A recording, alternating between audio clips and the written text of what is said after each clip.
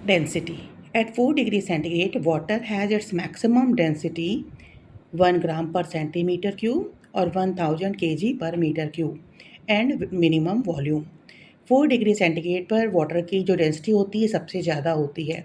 जब डेंसिटी सबसे ज़्यादा होगी तो वॉल्यूम सबसे कम होगा, क्योंकि डेंसिटी क्या होता है, मास अपॉन वॉल्यूम। तो डेंसिटी मैक्सिमम है तो वॉल्यूम सबसे मिनिमम होगा, और वॉल्यूम अगर मैक्सिमम है तो डेंसिटी सबसे ज़्यादा होगी। तो डेंसिटी मैक्सिमम है तो वॉल्यूम सबसे कम है।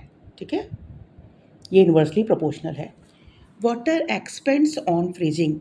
पानी जो बर्फ़ से जब आइस बनती है तो वो एक्सपेंड हो जाता है, इसका वॉल्यूम एक्सपेंड होता है।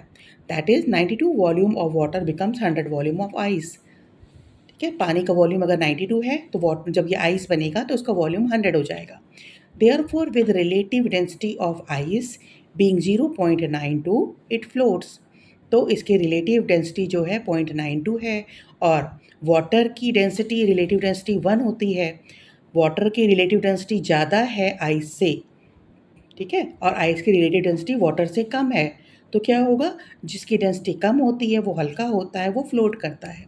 इसीलिए आइस जो है वाटर के ऊपर फ्लोट करती है, बहती है। एक चीज़ ये देखें हम, ये वाटर है रूम टेम्परेचर पे 27 डिग्री सेंटीग्रेड पर, ये इसके मॉलिक्यूल्स हैं।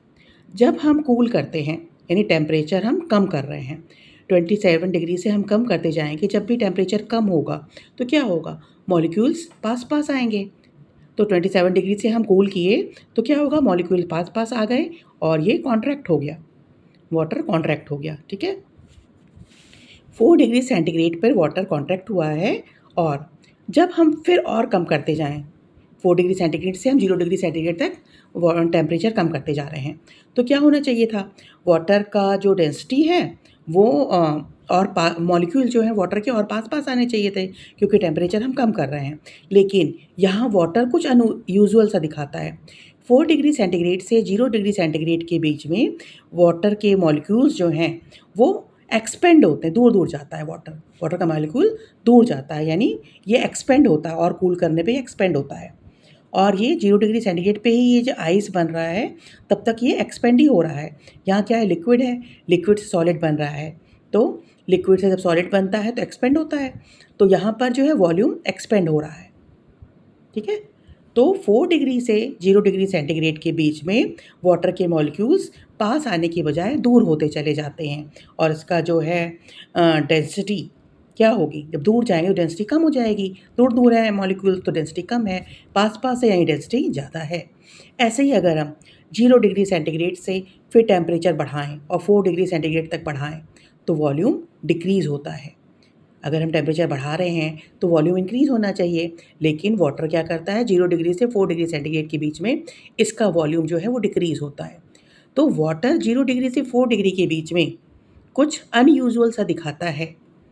ठीक है, और इधर देखो 4 डिग्री सेंटीग्रेड से जब टेम्परेचर बढ़ रहा है तो भी मॉलिक्यूल दूर दूर जा रहे हैं, यानी डेंसिटी कम हो रही है, और 4 डिग्री सेंटीग्रेड से 0 डिग्री सेंटीग्रेड पे जा रहे हैं, हम टेम्परेचर कम कर रहे हैं तो भी एक्सपेंड हो रहा है, मॉलिक्यूल दूर दूर जा रहे हैं।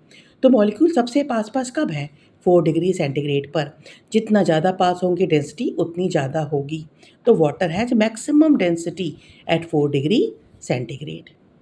ठीक है, अब यही अगला टॉपिक है, anomalous expansion of water, unusual expansion of water, water का अनयूजुअल तरीके से एक्सपेंड करना, बढ़ना। Water has an unusual physical property when cooled it first contract. जब पहले हम कूल किए 27 डिग्री से 4 डिग्री सेंटीग्रेड तक कूल करते गए तो ये कॉन्ट्रैक्ट हो रहा है, सिकुड़ रहा है। एज डू अदर लिक्विड्स, जैसे और भी बाकी लिक्विड्स करते हैं, जब टेम्परेचर हम कम करते हैं तो वो पास पास आता है इसका मॉलिक्यूल।